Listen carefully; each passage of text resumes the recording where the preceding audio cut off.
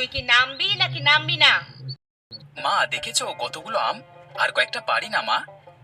এই ভর দুপুরে গাছে উঠেছিস, বাড়িতে তোর বাবা নেই, পড়ে গিয়ে হাত পা ভাঙলে কে দেখবে? হ্যাঁ, পারবো না কেন মা? আমি কি ছোট আছি নাকি? ভাবি, এই দুপুর বেলায় গাছের নিচে কি করছেন? আর রহিম ভাই কোথায়? কি আর করব, ওই যে এক বাঁদর গাছে উঠে বসে আছে, তাকে নামাতে পারছি না। রাজুর বাবা একটা কাজে গিয়েছে, এখনই চলে আসবে। রাজু, গাছ থেকে নেমে আসো। এই দুপুর বেলায় কেউ কি গাছে ওঠে নাকি? নামো নামো। আমি তো আম পাড়তে গাছে উঠেছি, আর একটু উপরে উঠলেই আরো বড় বড় আম পাবো। আমগুলো পেরিয়ে নিচে নেমে পড়বো। আম মাটিতে পড়ার আগেই যদি তুই মাটিতে পড়ে যাস তখন কি হবে বলতো? শেষবারের মতো বলছি, নাম, ভালো হবে না কিন্তু। হ্যাঁ রাজু, তোমার মা ঠিকই বলেছে, নেমে যাও তুমি। হায় হায় হায়, আমি জানতাম কিছু একটা করবেই ও। পই পই করে না করেছি, আমার একটা কথা শোনেনি। ভাবি, ও তো অজ্ঞান হয়ে গেছে। আমি ওকে বাড়ি নিয়ে যাচ্ছি। আপনি কাঁদবেন না। ওর চোখে মুখে পানি দিতে হবে, তাহলেই জ্ঞান ফিরে আসবে।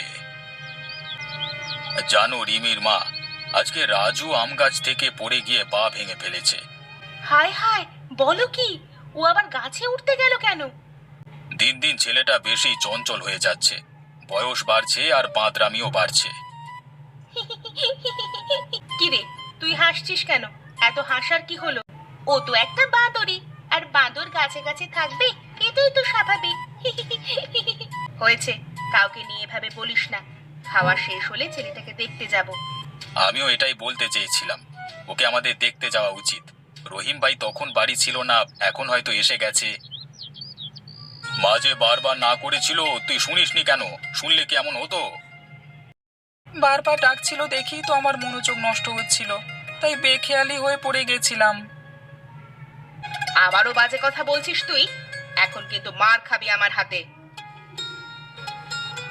রাজু, এখন কেমন আছো? এই তো ভাঙা পা নিয়ে শুয়ে আছি। তোমরা ভালো আছো? ভাই, তোমাকে অনেক ধন্যবাদ। আমি বাড়ি না থাকায় তুমি ডাক্তার এনে আমার ছেলের চিকিৎসা করিয়েছো। তুমি না থাকলে রাজুর মা একা যে কি করতো। এভাবে বলবার কি আছে? আমার মেয়ের কিছু হলে এই একই কাজ তুমি করতে। তোমার ছেলে আর আমার মেয়ের মধ্যে কি কোনো পার্থক্য আছে? তা তুমি ঠিকই বলেছো ভাই। আপনারা সবাই দাঁড়িয়ে কেন? বসুন। না ভাবি, আজ তো আপনাদের রান্না হয়নি। আপনার ভাই আমাকে রাজুর কথা জানানোর পর আমি চালে ডালে খিচুড়ি বসিয়ে দিয়ে এসেছি। রান্না হলে নিয়ে আসবো। এখন বাড়ি যেতে হবে, আর বসবো না। পাটা ভেঙে ভালোই হলো। চাচির হাতের খিচুড়ি খেতে পারবো। যা মজা হয় না, একদমই অমৃত। তা এখন থেকে আমাকে মা না ডেকে তো চাচিকেই মা বলে ডাক। সেটাই করতে হবে মনে হচ্ছে। পা ভালো হতে না হতেই আবার নদীতে চলে এলি? পা তো ভালো হয়ে গেছে, দেখিস না, আর ব্যান্ডেজ লাগানো নেই। ডাক্তার তো তোকে কিছুদিন বিশ্রাম নিতে বলেছিল, তুই শুনলি না কেন ডাক্তারের কথা? ডাক্তারের সব কথা শুনতে গেলে আমি আরো অসুস্থ হয়ে যেতাম, তাই শুনিনি। সবাই একদম ঠিক কথা বলে। কি বলে সবাই? সবাই বলে তুই একটা পাগল, দেখিস তোর বিয়ে হবে না। কেন? এর মধ্যে আবার বিয়ে আসলো কিভাবে? তোর মতো পাগল কি কোনো মেয়ে বিয়ে করবে নাকি? পাগলের সাথে কি সংসার করা যায়? কেউ বিয়ে না করলে তুই করে ফেলিস আমাকে বিয়ে, তাহলেই তো হয়ে গেল। দুই পাগল একসাথে ভালোই সংসার হবে। তুই কি আমাকে পাগল বললি? কেন? আজকাল পাগলদের কি অন্য কোনো নামে ডাকা হচ্ছে নাকি? কই, আমি তো জানি না। আর একটা কথা বললে না, ধাক্কা মেরে পানিতে ফেলে দেব।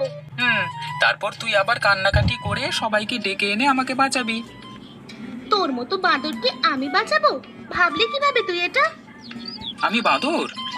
বাঁদর না হলে কেউ গাছে উঠে বসে থাকে না, আর গাছ থেকে পড়ে পাও ভাঙে না। আমি হলাম টারজান। চিনিস টারজানকে? আমার আর চিনে কাজ নেই, তোর কাজ থাকলে তুই চিনে রাখ। আরে যাচ্ছিস কোথায়? বাড়ি যাচ্ছি, তোর সাথে প্যাচ প্যাচ করে লাভ নেই। আর একটু বস, আমি বড় বড় রুই কাতলা ধরবো, তুই বাড়ি নিয়ে গিয়ে ভেজে খাবি। তুই ধরবি মাছ? কেন? সূর্য কি আজ পশ্চিম আকাশে উঠেছে নাকি? করলি তো, অপমানটা করে দিয়ে গেলি তো। দেখিস একদিন বিরাট কিছু হয়ে দেখাবে তোদের। ততদিন আমি বেঁচে থাকলেই হয়। যাই, টাটা। যা ভাগ। রাজু কি খেয়ে ঘুমিয়েছে? না, না খেয়েই ঘুমিয়ে গেছে। ওকে ডেকে তুলে খেয়ে নিতে বলো, না খেলে শরীর খারাপ করবে তো। ঘুম থেকে উঠিয়ে খাওয়ালে খাবে না, আরো বিরক্ত হবে। ছেলেটা যে আর কবে বড় হবে। 22 বছর পার হয়ে যাচ্ছে, কিন্তু এই উড়নচণ্ডী স্বভাবের কোনো পরিবর্তন নেই। আমিও তাই ভাবছি।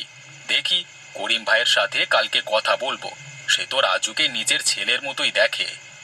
হ্যাঁ, তাই করো। তা ভাই, দিনকাল কেমন যাচ্ছে বলো? তোমাকে দেখে তো চিন্তিত মনে হচ্ছে। কি হয়েছে আমাকে বলা যাবে? কেন যাবে না, আমি তো তোমাকে বলতে এসেছি। আমি আসলে রাজুকে নিয়ে ভীষণ চিন্তিত। যতই দিন যাচ্ছে ও যেন আরো ছোট হয়ে যাচ্ছে। নিজের প্রতি, ঘর সংসার, বাবা মা, কারোর প্রতি ওর কোনো খেয়াল নেই। মনে হয় ও একটা অন্য জগতে বসবাস করে। খুবই চিন্তার বিষয়। ওর মা আর আমি ওকে নিয়ে কি করব বুঝতে পারছি না। একটা কাজ করলে কেমন হয়, ওর একটা বিয়ে দিয়ে দাও না। বউ আসলে দেখবে সব ঠিক হয়ে যাবে। কি বলছো কি তুমি? ওর মতো পাগলকে কেউ কি মেয়ে দেবে? দেবে না কেন? ওর তো আর কোনো বদ স্বভাব নেই। আর তোমাদের পরিবারের কথা গ্রামের সবাই জানে। এমন পরিবারে মেয়ে দিতে কেউ অরাজি হবে না। কথাটা আমি তোমার ভাবিকে বলে দেখি, সে কি বলে। আচ্ছা, তাই করো। আমি তাহলে বাড়ি যাই, বাড়িতে কাজ আছে। চলো চলো, আমিও বাড়ির দিকেই যাব।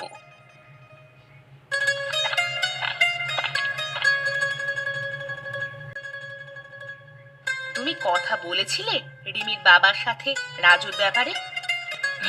বলেছিলাম। সেটা নিয়েই তো ভাবছি। কেন?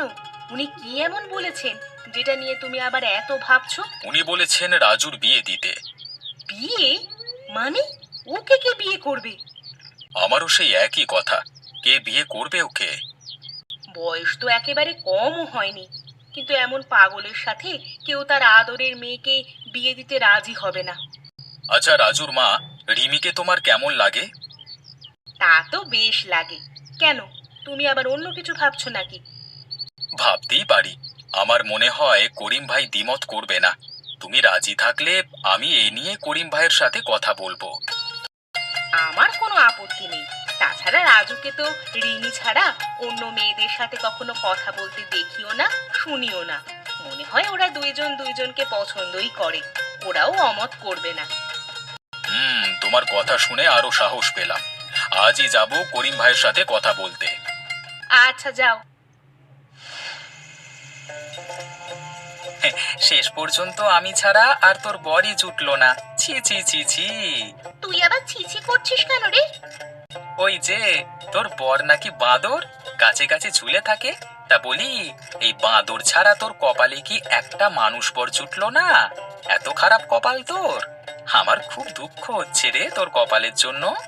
তুই এখন থেকেই তোর নিজের কপালের জন্য দুঃখ করতে থাক। কিছুদিন পরেই বুঝতে পারবি কার কপালে কে জুটলো। আমার কপালে তুই, নাকি তোর কপালে আমি জুটলাম।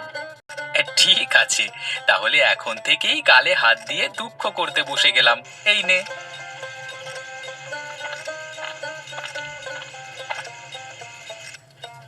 চাচি, কি রান্না করছো? এই মেয়ে, কে তোর চাচি রে? ভুল হয়ে গেছে। মা, কি রান্না করছো? খেসারির ডাল দিয়ে শোল মাছ আর সজনে পাতার বড়া। তা আমার পাগলটা কি করে? গালে হাত দিয়ে বিছানায় বসে আছে। গালে হাত দিয়ে মানে? ওর আবার কি হলো? আমি ওসব জানি না। আচ্ছা, বাদ দে। এই চালগুলো ধুয়ে আনতো মা, ভাতটা বসিয়ে দেব। আজ তোর বাবা মাকে দুপুরে আমাদের সাথে খেতে বলেছি। আমি তো কিছুক্ষণ আগে মার কাছে গিয়েছিলাম। মা তো এমন কিছু বলেনি আমাকে। মা হয়তো ভেবেছে তুই জানিস, তাই কিছু বলেনি। হুম, সেটা হতে পারে। আচ্ছা, চালগুলো ধুয়ে আনছি আমি। হ্যাঁ, রান্না বান্না কি রিমিমা করেছিস? না বাবা, আমি তো পারি না রান্না করতে। আরে পারি না বললে তো আর হবে না মা, শিখে নিতে হবে। সে এক সময় শিখে ফেলবে, ভেবো না। রাজু বাবা, তুমি কেমন আছো? ভালো আছি চাচা। মানে বাবা। আরে অনেক দিনের অভ্যেস তো, আস্তে আস্তে ঠিক হয়ে যাবে। তা কাজ বাজ করবার চিন্তা কিছু করেছো? ইয়ে মানে শোনো বাবা, বিয়ে করেছো, নিজের সংসার হয়েছে, ধীরে ধীরে সংসার বড় হবে। তাই জন্য এখন থেকেই তোমাদের পরিকল্পনা করে এগুতে হবে। হ্যাঁ, আমি চেষ্টা করব। বাড়ির কাছে শ্বশুর বাড়ি হলে এই এক জ্বালা, যখন তখন চলে আসতে পারে, একটু লুকিয়েও থাকা যায় না। লুকিয়ে থাকার দরকার কি? সবাই বলছে কিছু না কিছু কাজ করতে, সেটা করলেই হয়। আমি তো ঘরে সারাদিন বসেই থাকি, সেরকম হলে আমিও না হয় তোকে সাহায্য করব। তা কি করা যায়? আপাতত গ্রামের মধ্যে একটা মুদির দোকান দেয়া যায়, তাহলে টুকটাক জিনিস কেনার জন্য মানুষকে পায়ে হেঁটে আর বাজারে যেতে হবে না। এর পরের পরিকল্পনা হচ্ছে মুদির দোকানের পাশে ছোট করে একটা মোবাইল ফোনের দোকান দেওয়া। বাজারে একটাই ফোনের দোকান, সারাদিন ভিড় লেগে থাকে, আর বাজারে যেতেও সময় লাগে। পরিকল্পনাগুলো খারাপ না, তবে শুরুতেই তো টাকার প্রয়োজন। আমি বাবার কাছে সেভাবে কখনো টাকা চাইনি। টুকটাক টাকা যা দেবার সেটা মাই আমাকে দিত। সেটা আমার দায়িত্ব। আমি তোর মাকে গিয়ে বলবো বাবার সাথে কথা বলে টাকাটা যাতে দেয়। মাসে মাসে লভ্যাংশ থেকে সেই টাকা আমরা পরিশোধ করে দেব। তা বুঝলাম, কিন্তু এত কিছু তুই আমার জন্য করবি কেন, বা সেটাই তো বুঝতে পারছি না। দূর হয়ে যা তুই। তুইও ভাগ।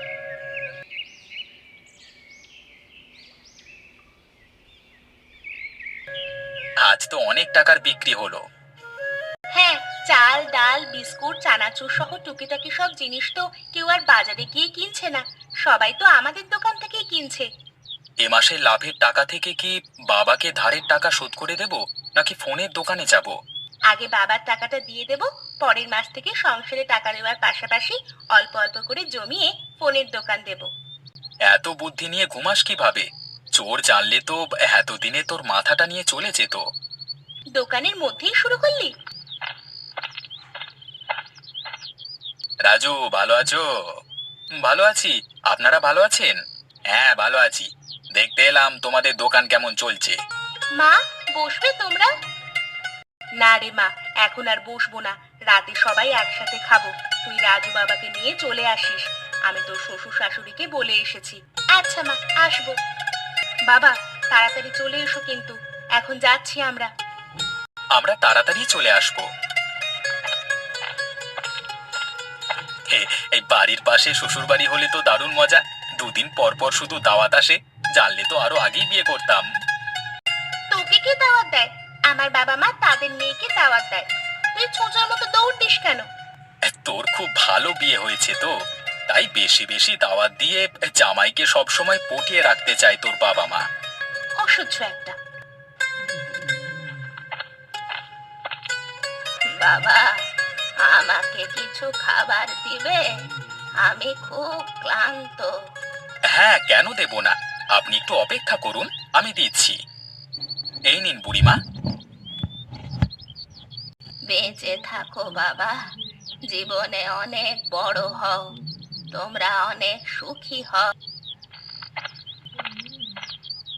দেখেছিস আমাকে কেমন দোয়া দিয়ে গেল? তোকে না, আমাকেও দিয়েছে। কই, আমি তো এমন কিছু দেখিনি, শুনিনি। কানা নয়তো বয়রা তুই, তাই দেখিসনি, শুনি শুনি। বুড়িমা বলল না তোমরা সুখী হও? তোকে বলেনি, সেটা শুধু আমাকে বলেছে। আচ্ছা, তুই এত ঝগড়াটে কেন রে? আর তুই কি? আজ থেকে আমাকে আর তুই বলবি না, তুমি করে বলবি। কেন, সব সময় তো তুই করে বলে এসেছি। তা হঠাৎ কি এমন হলো যে তুমি করে বলতে হবে? আমি কোনো তুমি তুমি করে বলতে পারবো না, বলে দিলাম। কেন আবার? বড় বউ কেউ কি তুই করে বলে নাকি? সবাই তো তুমি করেই কথা বলে। আচ্ছা, তুমি আমার বউ নাকি? কই, আমি তো জানি না। কেউ তো আমাকে কোনোদিন জানায়নি বিষয়টি। কাজের পাশাপাশি নিজের স্বভাবেরও উন্নতি করো। এখন থেকে আর পাগলামো করা চলবে না বাচ্চাদের মতো। এখন তুমি বিবাহিত পুরুষ, আগের মতো আর ছোটটি নেই তুমি। কথাটা যত তাড়াতাড়ি কানে নেবে, ততই সবার জন্য মঙ্গলজনক হবে। জো হুকুম মহারানী, তোমার কথা কি আমি অমান্য করতে পারি? অবশেষে এতদিনে তাহলে বুঝতে পারলে তুমি। যাক, ধন্যবাদ। এরকম কার্টুন দেখতে আমাদের চ্যানেলটি সাবস্ক্রাইব করে বেল আইকন প্রেস করুন।